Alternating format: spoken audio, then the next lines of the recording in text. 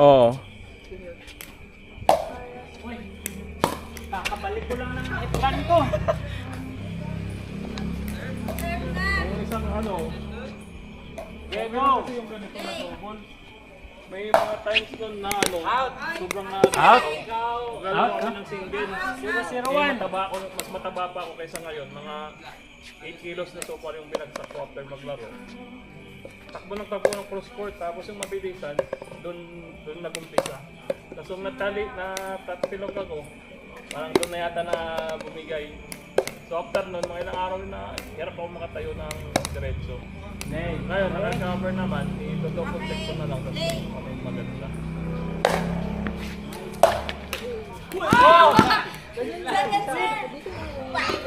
Ay, sa may Ito, uli, pero di ko lang. Yun pala sa sobrang bigat ng katawan niya. yan. Usually tuhod talaga pag overweight. Ganyan si Mrs. eh. Tumaba siya. Hindi halos siya makatayo dahil masakit daw yung tuhod. Yun lang, nagbawas. Kaya nagpapapayat talaga ako ngayon.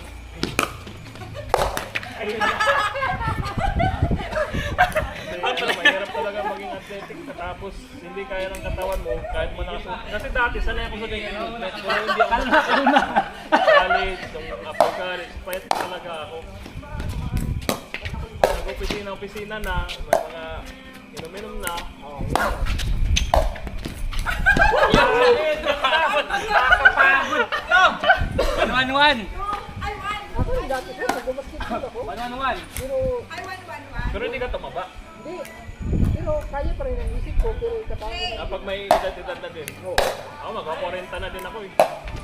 Bata. 51? Oo. What the fuck? Kunti lang yung ito, 45 na to eh. Bawi lang tayo ito, Kram. Kaya to. Okay pa yan. Ay, sorry. Naglalaro ako ng 40 3. Tsaka mahirap na din. Kasi pag injure ka tapos ano, matagal recovery. Oo. Medyo Ako may edad na. napapilok ako. Hindi matay ako ah. Sa ano? Oo, napigla kung nawalang Saka malay. yung nag-shock yung pain. Yun. Nung natapilok ako nung last month yata yun. Mula noon, hindi na ako naglaro ng basketball. Dahan-dahan muna ako ng galaw. Iniisip ko, nag-aayos ang mga bata. Ano, sabi ko, pag na-apilaya o ano. Out! Ay, kasama yung dasal. Out. Dasal yun. Kailangan ko talaga magpababa pa ng mga 15 kilos pa. 20 pa nga. Para maka 75. Kumain. Forehand, napunta sa backhand. 4.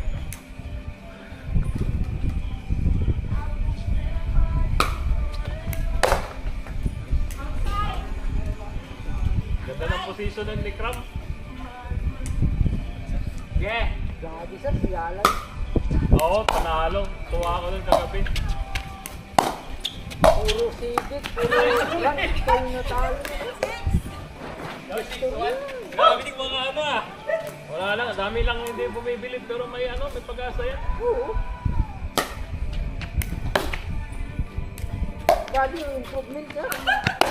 Ayun lang. Wala ko lang walwalap. Yung ano niya eh, yung laro niya, Nadal talaga. Oo, inaana talaga. Sa rally ka na talaga. Pati strategy. Oo. Tapos sa rally ka niya sa ano eh. Ay, nagaw din. Paano?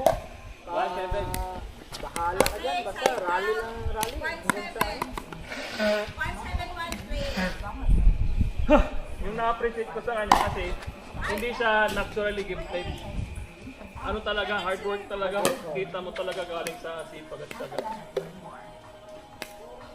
Eh, tulad ng iba na bata pa ng tennis na agad eh. Oo. Out. Outside!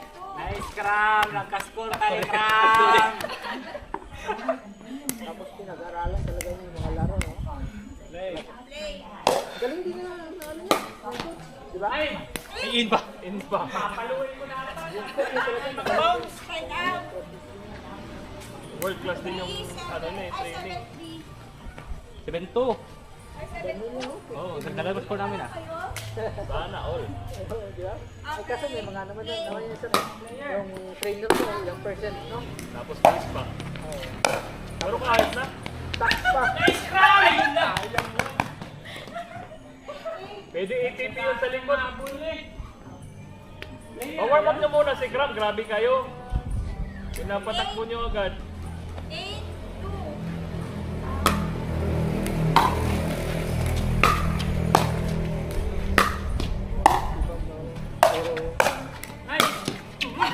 Walang drop. Walang drop siguro. Gumagaling na si Madam. Second save. Ikaw na. 8, 3? Ito. Ay, ito. Isok lang. 8, 2, play. Nice.